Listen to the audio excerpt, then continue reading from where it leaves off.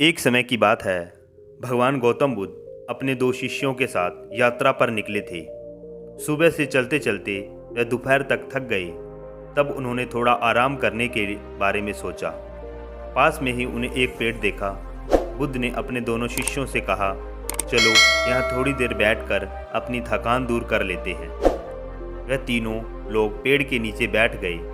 तभी बुद्ध को कुछ दूर पर एक बगीचा दिखा जिसमें बहुत सारे तरबूज उग रहे थे।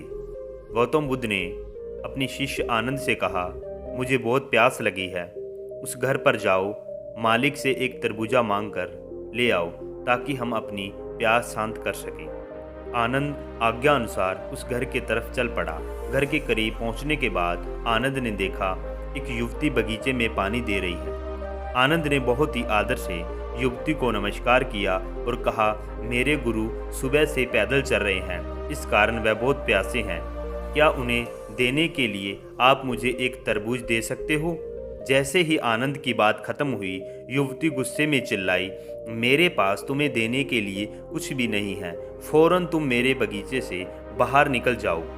आनंद युवती को नाराज न करते हुए खाली हाथ वापस लौट गया और सारी बात बुद्ध को बता दी।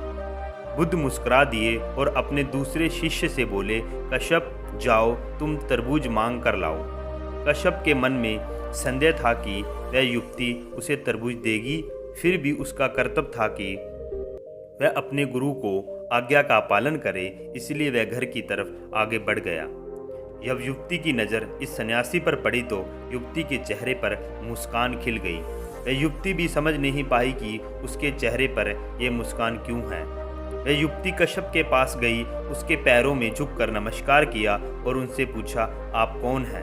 कश्यप ने अपना परिचय दिया, साथ ही उसके पास आने का कारण भी बताया।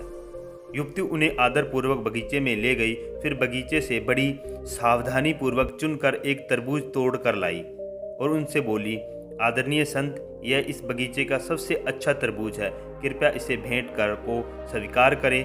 कश्यप भी युवती के इस व्यवहार से काफ़ी हैरान थे। कश्यप आभार व्यक्त करते हुए वहां से लौटने लगे। आनंद ने देखा कि कश्यप एक बड़ा तरबूज लेकर लौट रहे हैं। यह देखकर आनंद को भी बड़ी हैरानी हुई, लेकिन बुद्ध के चेहरे पर शांति भाव थे। दोनों शिष्य बुद्ध से कुछ पूछें इससे पहले बुद्ध ने कहा, चलो मैं आपको एक कहानी सुनाता हूँ।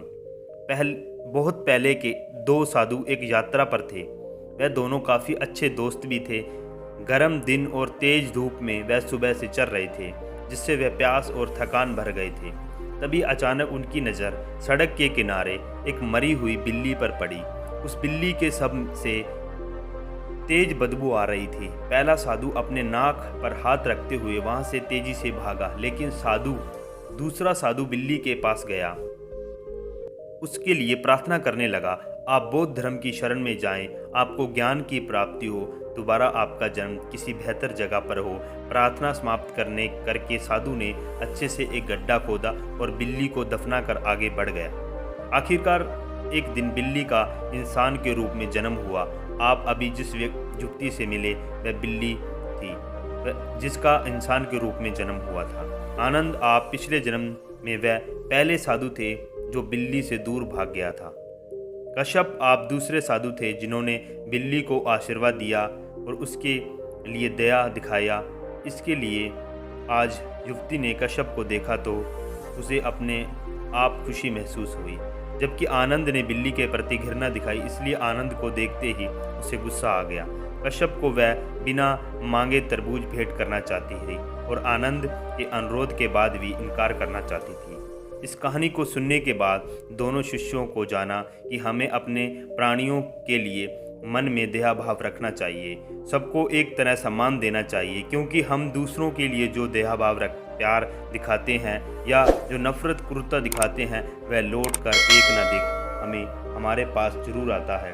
दोनों शिष्यों इस कहानी को सुनने के बाद महान सीख प्राप्त हुआ। इसके बाद वह बुद्ध के साथ यात्रा पर आगे बढ़ गए।